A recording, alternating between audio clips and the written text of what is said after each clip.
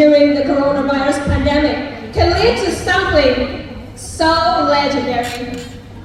Online learning has become the norm nowadays, and it has been something that many learners now tune to. Coming to our second argument, we argue that flexible and personalized learning models are really going to serve individualized goals. How is it? For example, in a classroom, you have a curriculum get out for you, offered for you, from A to Z. However, human as we are very diverse. Each of our own have our own personalized goals. And sometimes, studying in a curriculum is not going to fit it. So, online learning has come to a solution. We can learn anytime, anywhere, at our own pace. What if we are on vacation and there's a class coming? No problem, just open a computer and learn it. What if the teacher is speaking a little bit too fast? Well, I can just slow down the video, right? Then, we can also have personalized learning paths without the instructor dependency. Without the instructor presence in class, these students can still learn. How? We can learn through internationally published articles. We can buy our own textbooks. There are so many sources online that with the right skill sets, and also with the help of AI tools, we can have interdisciplinary content with lifetime access. And it is also good for the teachers themselves. So, for example, let's say you're an English teacher. You have 30 minutes and your students are coming. And you have forgotten that you haven't offered an exercise for them. What do? You go up to the AI and you tell them, make me an exercise, say in present perfect tense, about 10 questions. And you're done. That is the advantage of this technology with online learning, because it is so flexible. We can learn anywhere, anytime. We can learn at our own place. And we can learn whatever that we wanted to, even if the curriculum standard in your country doesn't allow it.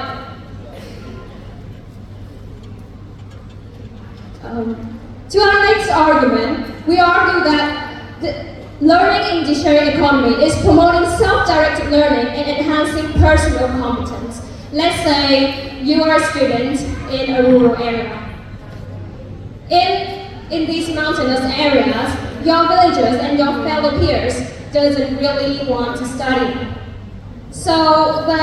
And also the teachers, they don't have enough resources to offer you. It doesn't matter how smart you are, but if your place doesn't have enough resources, how can you study? Well, with studying in the sharing economy, what we need is a computer, a Wi-Fi connection, and a heart filled with flame that is dedicated to studying.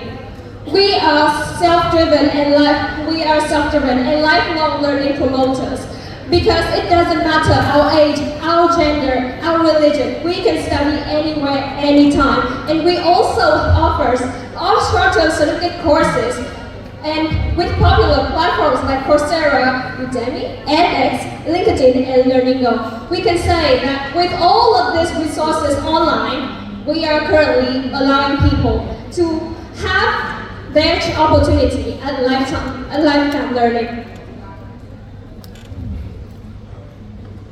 In conclusion, let's say this education platform and model, it is not replacing, it is only disrupting.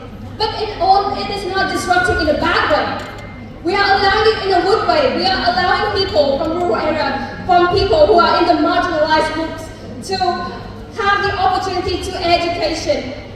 And we are not replacing the traditional model. We are just disrupting it by innovating within it. As you can see, we promote self-education. That is enough for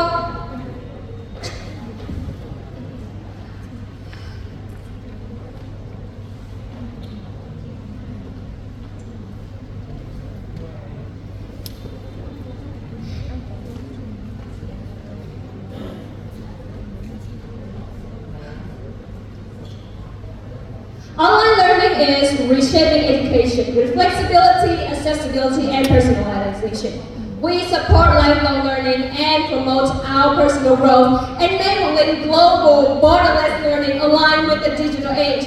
We are using it to the maximum profit of it, and we are expected to drive positive changes around the world. It doesn't matter who you are, where you come from, your religion, your gender. You can learn anywhere, anytime, and have infinity opportunities to learning as long as you have a heart filled with flame dedicated to education. Thank you all for listening, and that's it for Team Thunderbolts.